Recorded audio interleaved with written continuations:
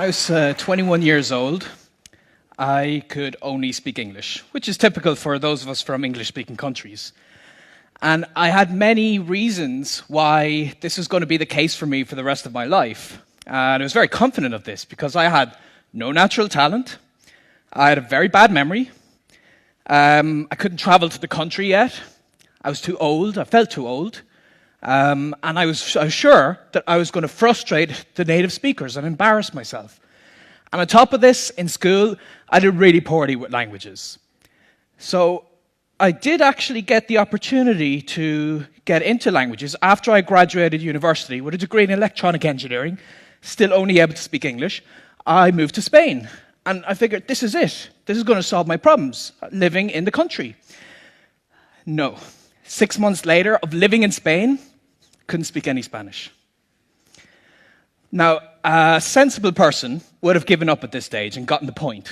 I'm not very sensible, though. So I figured if I change my approach and change my attitude, maybe I can change my language skills. And what happened to inspire me to get into language learning was I met a polyglot. A polyglot is someone who can speak many languages. And the first time you meet someone like that, you can't help but feel really impressed.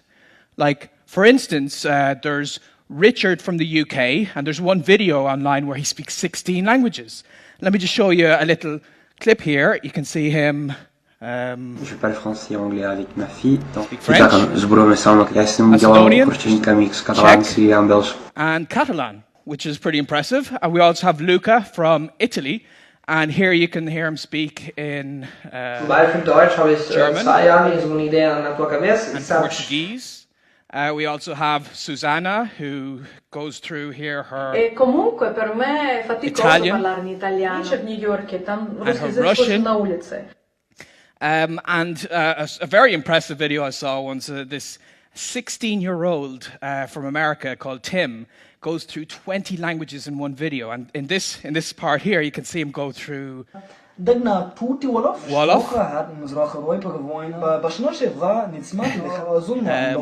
Yiddish, Hebrew, Arabic, Turkish, Swahili, and Hindi. So, wow. I met someone like this and I was so impressed. I thought to myself, you know, I want to be like that. But the reason I wanted to be like that is because I wanted people to think I'm smart, to be impressed with me. And I met this polyglot at the start of my time in Spain, and with this very superficial motivation, just because it would be cool to learn a language, I failed. So what I discovered after those 6 months is one of the biggest problems we have in language learning, but we don't know it, and that's motivation. A lot of us start with the wrong motivation to learn a language. We're learning the language just to pass an exam, to improve our career prospects, or in my case, for superficial reasons, to impress people.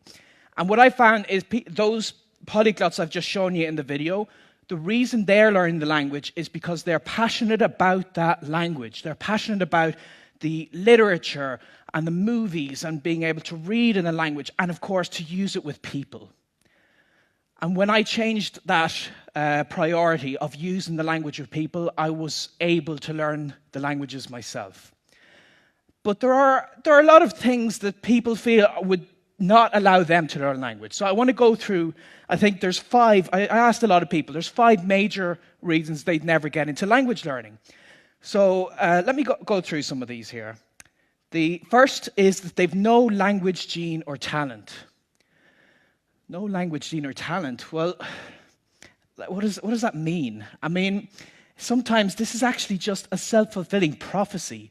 In my case, when I hadn't learned language growing up, or the 6 months of failed learning Spanish, it was just me telling myself, I don't have the language gene, so there's no point in really doing any work in the language. Because I didn't put the work in, I didn't learn the language. It's just a vicious circle. It's all in your head. There's no language gene. We all have it already. But let's just imagine some people that would do better, because we've seen in school people advance faster than the rest of the crowd. So let's say there's some inborn trait that gives someone a 20% advantage over the rest of the people. Good for them.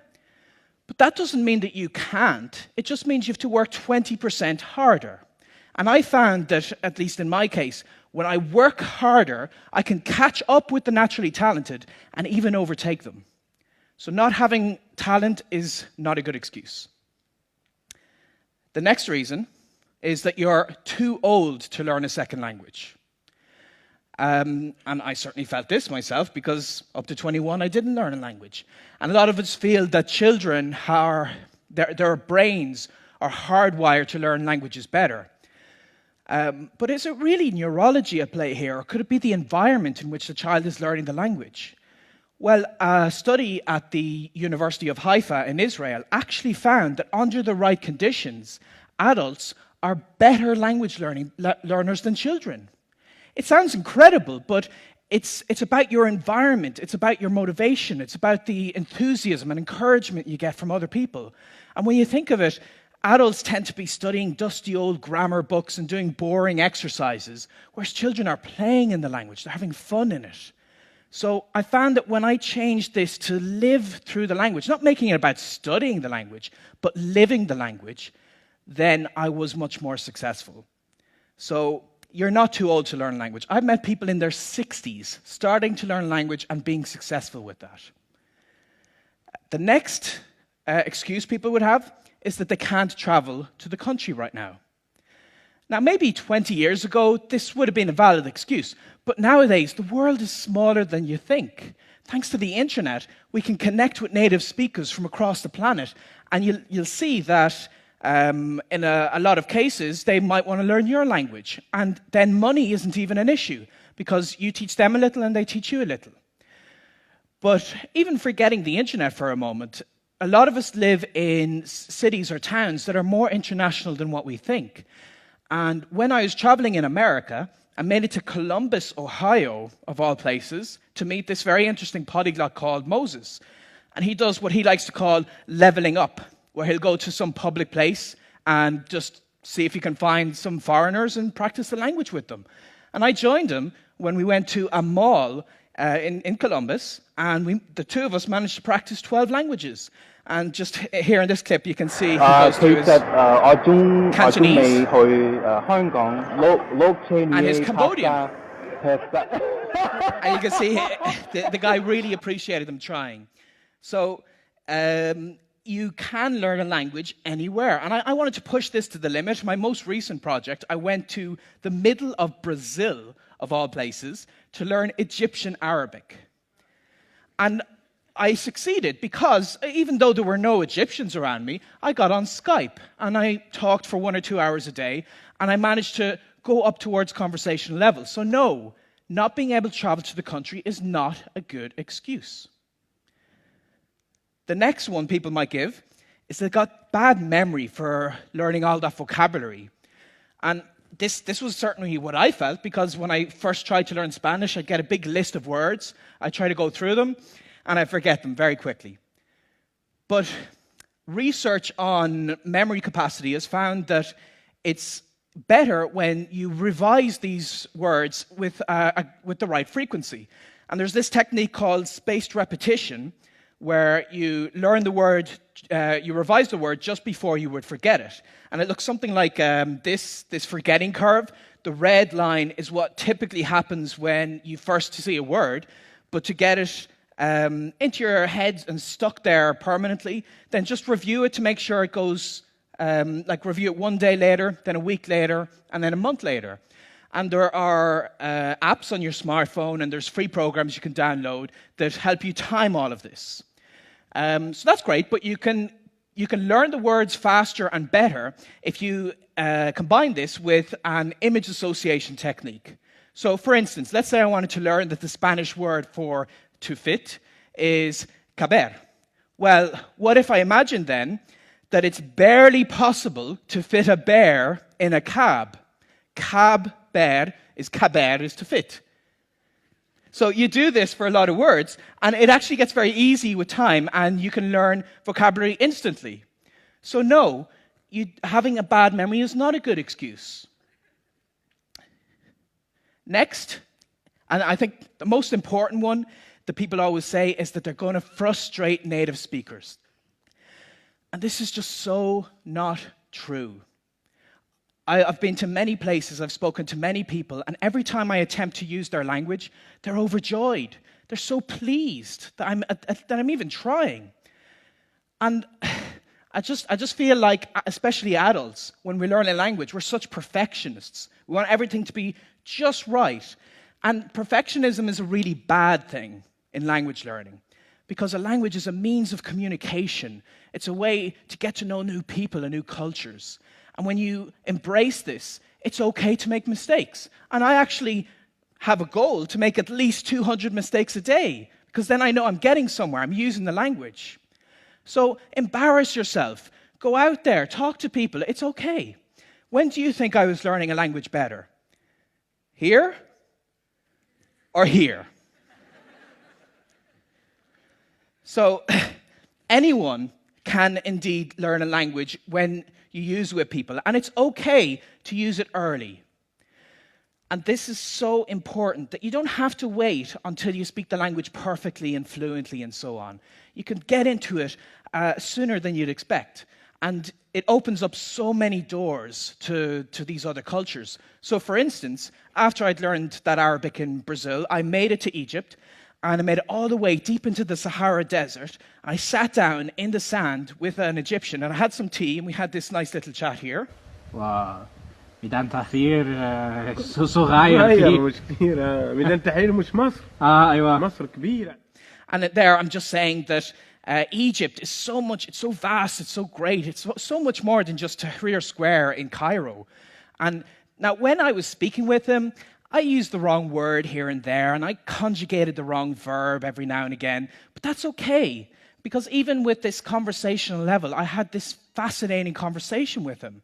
And I've done this with other cultures and other languages. I even managed to learn a little American Sign Language. And here you can see, Juliana had asked me, why didn't I learn Irish Sign Language? And I said, because when I'm in Ireland, I like to improve my Irish or my Gaeilge, which I can then speak here. Maar dúirt me, tá mé taistil le Gemlín anús. So that was me on Irish radio saying about my travels and whatever. And I learned Irish for 10 years in school, and I wasn't able to say the most basic phrases after that. But as an adult, I went back to Ireland, and I embraced using the language as a beginner. And that helped me to reach this stage. And it's okay to be a beginner. It's okay to be conversational. But when you take this on, you take it to the next level, then you can reach very well. I mean, I've got very good level in French, Spanish, a couple of languages. I've worked as a professional translator, and like here I'm having a quick Parfois, chat j'ai in French. passé 1 heure pour trouver une traduction. Ah oui, bien sûr. And that's great. That's what everybody thinks of when they're getting into language learning. They think, that's what I want to be. I want to be at this very high professional level, have deep philosophical conversations. And that's fantastic. And yeah, it's impressive when you see people like that. But rather than be impressive, I think it's so much better when you embrace the beginning stage of language learning. And one of the most amazing experiences I've had was when I was in China on the train, 2,000 kilometers deep into China, and I had a basic conversation of what's your name? And it turned out I was given my Chinese name there on the train. And look, this is how it went. 你叫什么名字？ What's your name? 我叫 Benny. I'm Benny. Benny. 我没有中文。 I don't have a Chinese name. And then Li Hui says, I'll tell you what, your name is Bunling. Bunling. Because this sounds like your normal name, and it means ability or skill. And you know, I could have that conversation even with a basic conversation level of Chinese. And I do have the ability, I do have the skill to learn language, but I always did. We all always do. And the reason I have this skill is not because I was born with it and others weren't. It's a decision I made. And the problem a lot of us face is we feel that we're better studying and preparing for speaking a language someday. Because if we do it too early, the world would end from all this frustration we cause people. There are 7 days in a week, and some day is not one of them. I say, rather than see if the world will end, a whole new world will begin if you try to learn a new language. So I hope you'll give it a try. Thank you.